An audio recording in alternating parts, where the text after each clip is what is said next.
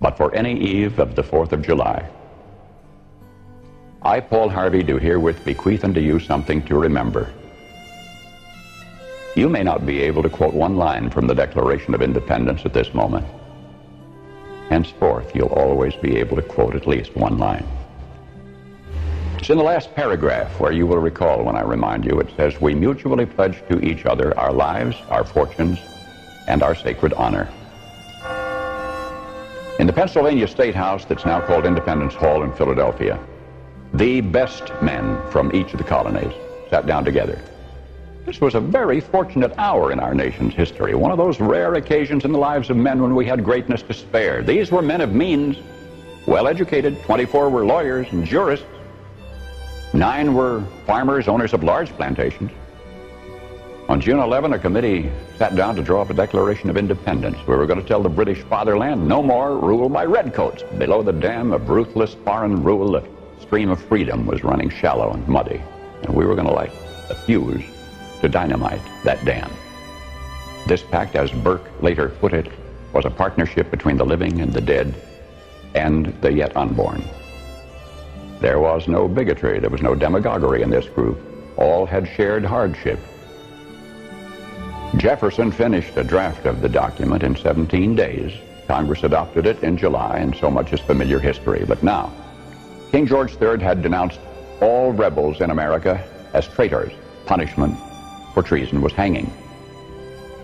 The names now so familiar to you from the several signatures on that Declaration of Independence, the names were kept secret for 6 months, for each knew the full meaning of that magnificent last paragraph in which his signature pledged his life, his fortune, and his sacred honor.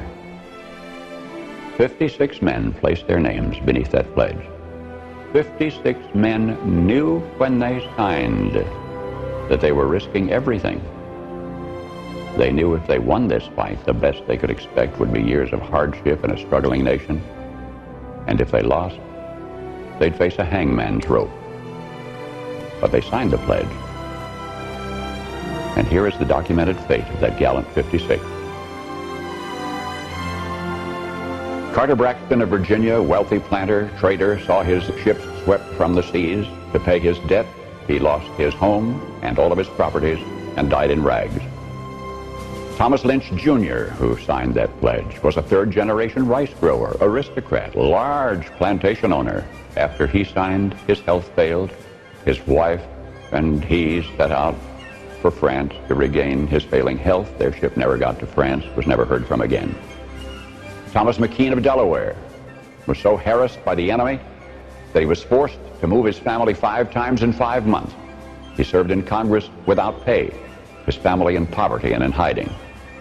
Vandals looted the properties of Ellery and Clymer and Hall and Gwinnett and Walton and Hayward and Rutledge and Middleton.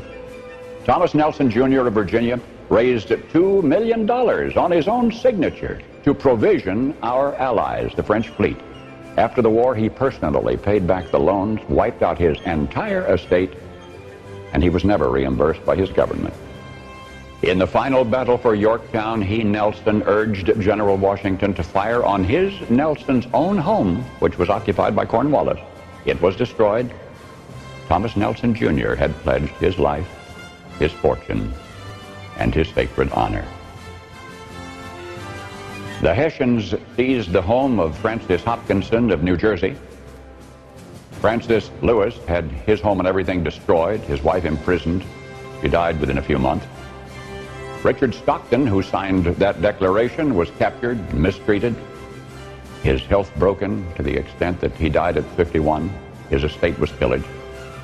Thomas Hayward, Jr. was captured when Charleston fell.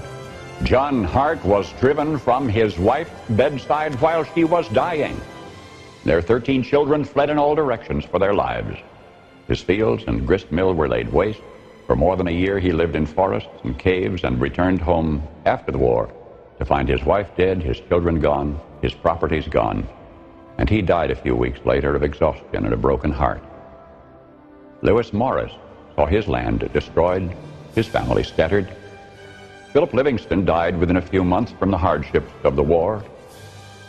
John Hancock, history remembers best due to a quirk of fate rather than anything he stood for, that great sweeping signature attesting to his vanity, towers over the others, one of the wealthiest men in New England.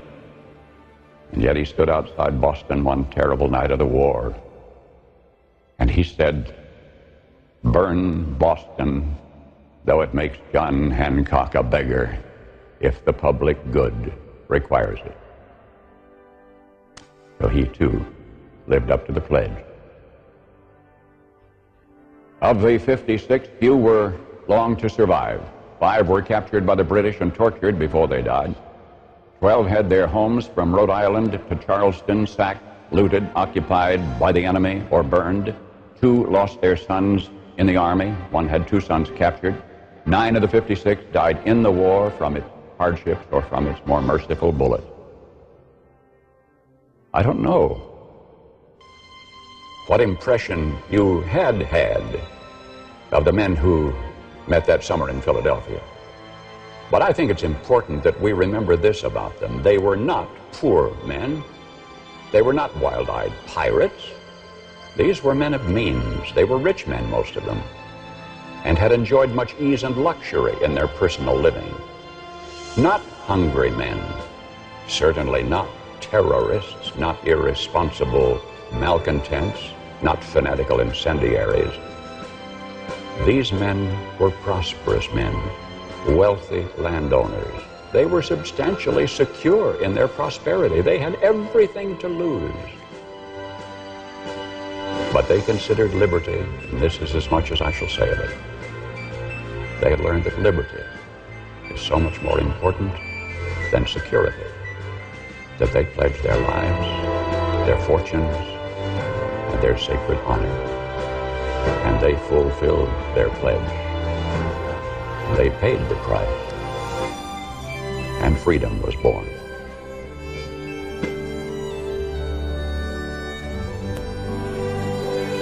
We hold these truths to be self-evident, that all men are created equal, that they are endowed by their Creator with certain unalienable rights, that among these are life, liberty, and the pursuit of happiness.